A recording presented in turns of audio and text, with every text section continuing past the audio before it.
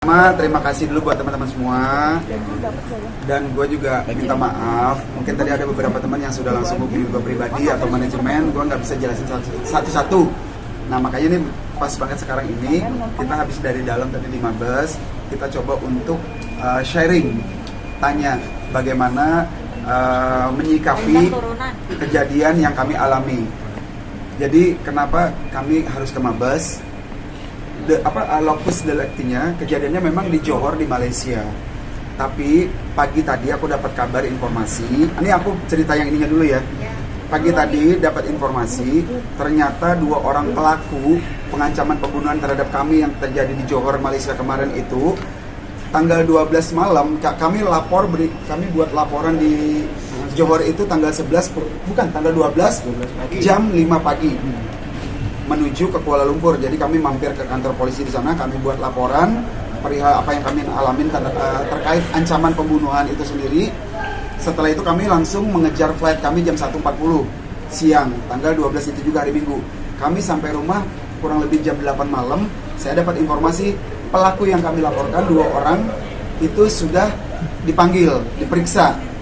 Nah ternyata terus pagi tadi aku ngobrol juga dengan teman di sana, informasi dia dilepas. Ternyata undang-undang yang berlaku di sana, hukum yang berlaku di sana yang diinformasikan ke saya, jika mampu bayar, kalau nggak salah sebut tadi itu Pak Sigit dari kedutaan, perwakilan kedutaan kita di sana di Johor, kurang lebih 10.000 ringgit. Jadi kalau di sana tuh mau mengancam kayak atau kejadian apapun itu yang berurusan dengan hukum, jika mampu bayar, mereka dilepas sebagai jaminan. Aku langsung bilang, loh Pak, kalau memang oke lah, saya sebagai warga negara Indonesia tidak punya hak, tidak punya wewenang apapun untuk mengatur hukum di sana, undang-undang di sana. Tapi saya sebagai orang kami yang diancam, semakin worry dong, semakin takut dong. Kenapa? Ya iyalah, orang yang kami laporkan dia masih berkeliaran di luar. Bisa aja tadi malam aja lepas konser dia berani mengancam dengan intonasi nada sangat tinggi, dengan muka beringas. Dia ancam kami bisa. Setelah perbuatannya kami laporkan, dia dibebaskan karena dia punya uang. Tapi Pak Sigit sebagai orang konsultan dari kedutaan kita itu bilang, ya ini hukum yang berlaku, oke. Kita pun tidak bisa berbuat apa-apa. Makanya kami koordinasi ngobrol, akhirnya cobalah sharing diarahkan ke Mabes. Berharap di sini bisa semacam memberikan perlindungan terhadap anak istri kami. Karena mencari raja sangat mudah. Saya takut, saya pribadi mungkin Seno dan Moldi pun merasakan hal yang sama. Kami takut dia berbuat lebih lagi nanti, entah suruh orang atau apa, itu sujon kita lah ya. Kekhawatiran kami, keparnoan gue pribadi juga. Karena perilaku dia yang sadis banget, gue anggap sadis banget perilaku itu, biadab lah. Kita bisa bilang ini perilaku biadab. Kami sudah memenuhi semua komitmen. Alhasil kami memberikan pertunjukan selesai sukses banget. Semua tidak ada satu pun dari ribuan orang tuh nggak ada yang kecewa. Bahkan after show kita masih terima mereka untuk photo session, untuk bikin video, ya biasalah, standar lah. Mereka untuk kenang-kenangan apa kita ladenin. Tapi after itu malah kita disekap dalam sebuah kamar tersebut, datang dengan kurang lebih 20 orangan. Di luar ruangan itu sendiri juga banyak sekali anaknya, karena anak gue juga ikut saat itu. Nah kan di dalam ruangan itu mereka masuk tanpa ada assalamualaikum, tanpa ada syahya apa-apa. Mereka langsung marah dengan nada tinggi, maki-maki kita dengan bahasa mereka. Kita pun nggak ngerti ya bahasa dia apa yang disebutkan. Jadi kita udah nggak berdaya. Kita dibuat diem karena kita mau ngomong dibentak. Gua mau coba untuk buat dia redam, gua didorong, badan gua didorong dengan kencang, gua mundur ke belakang, keduduk. Gua mau coba bangkit lagi, langsung dibentak lagi. You mati, you orang Indonesia tak boleh macam-macam di sini. You orang Indonesia tak boleh macam. Gue bilang, gue mau macam-macam apa? Bro, gue apa yang gue perbuat? Kalau lu bisa kayak gini, apa yang gue lakuin jadi lu kayak gini? You diam. Dia kayak gitu terus. You sampai gue dengar, kalau bahasa kita lah ya. Kalau gue dengar lu masih ada di sekitar Malaysia, Kuala Lumpur, Johor dan sekitarnya, lu semua mati berkali-kali yang saya. Tanpa alasan yang jelas. Nah maka dari itu, setelah itu makanya kita langsung buat laporan. Itu kurang lebih singkat ceritanya. Kalau berbicara masalah apa istilah kejadiannya kayak gimana? Jadi bukan kronologis ya, singkat cerita lagi. Raja berhubungan dengan ya organizer. Kita kontrak dengan organizer, event organizer. Event organizer kontrak dengan Majestic Johor. Kita tidak ada pertemuan apa-apa ya. Kami tidak pernah kita hanya bertemu satu kali. Kita bertemu satu kali dan itu pun tidak panjang lebar bicara.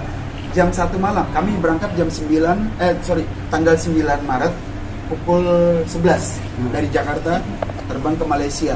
Tiba di Malaysia, kondisi kami masih lapar apa-apa, tapi tak apalah, itu teknis lah ya.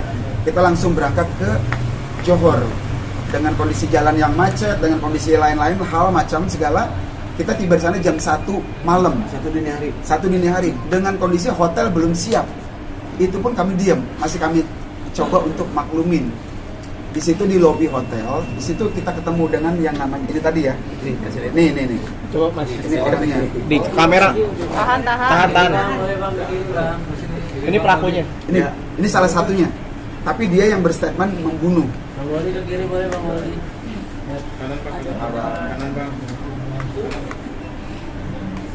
Yang dilepasin ini juga berarti Bang? Dia juga. Siapa nih Bang? Ini adalah penyelenggara yang ditunjuk oleh Tourism Johor, Majestic Johor. Dan saya dapat info tadi pagi, dia ini ternyata adalah dia ini adalah Pejabat. Macam ajudan, kalau kita di sini ajudan pejabat. Esko itu apa ya bahasa kalau kita tuh ya? Esko pejabat daerah lah, macam itulah. Centeng. Hah? Legislatif.